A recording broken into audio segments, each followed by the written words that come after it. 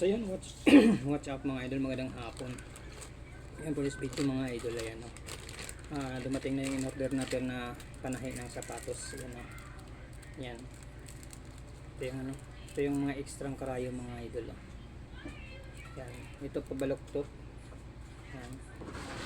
Yung pang sikwa to mga idol. Yan. So tatlo to mga idol. Tatlo to mga idol. Yung ito, yung isa nakabit ko na. So, balik natin. Sa halagang 69 pesos mga idol, may dalawang extra ka ng karayo. Tapos may kasama pang sinulid. Yan. So yung mga idol, so ito yung nakakabit sa ating ano, handle. Yan. So ito mga idol. Ito yung ano, inumpisa natin. Yan.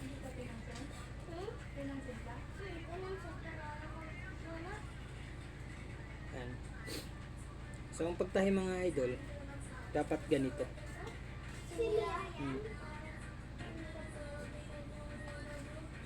Dalawa dapat ang tatakbo papunta doon.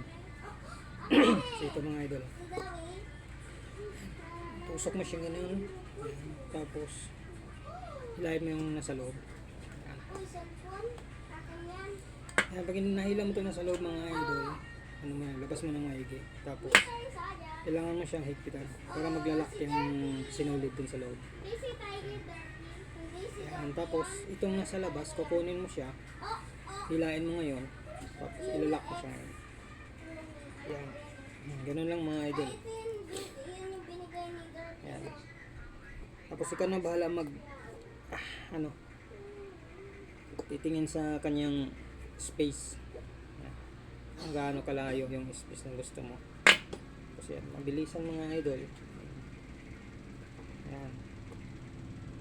Ito kasi sayang kasi ito ibigay pa sa akin no? Original kasi ito siya. So tatahin natin. Yan. May ano naman, madikit naman siya, pero kailangan lang natin suporta. Kasi yan, in case bumigay yung ano niya, yung pandikit, mayroong suporta. Yan. So kakarating lang nito mga idol yung ating panahi.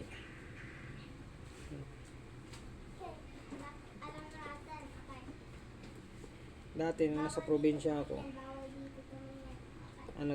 nagtatahi ako ng mga sapatos dati. Pero ang ginamit kong pantahi yung sariling gawa na sinkarayom. Dito may na-order na tayo sa TikTok. Okay na rin siya kasi may reserba. Dating ginawa kong ay ng payong. Yun yung ginawa kong karayom.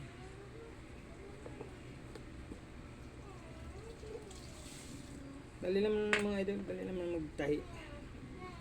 Matyaga lang talaga. Tsagain mo lang kasi mabusisi kasi pag tawag nito, lalo na pag mga rubber shoes kasi may mga design siya minsan. Ang madali tayo mga idol yung pang school kasi isang ikutan lang yan. Kasi yung iba niyan binabaon nila. Ito sa akin hindi ko na lang binabaon kasi akin lang naman to. Tapos para yung kaapit niya is makapal. Kasi pag binaon ko pa siya, baka mapunit lang, lang yung lulubog lang masyado yung ating pantahi. Ito ba? Ito.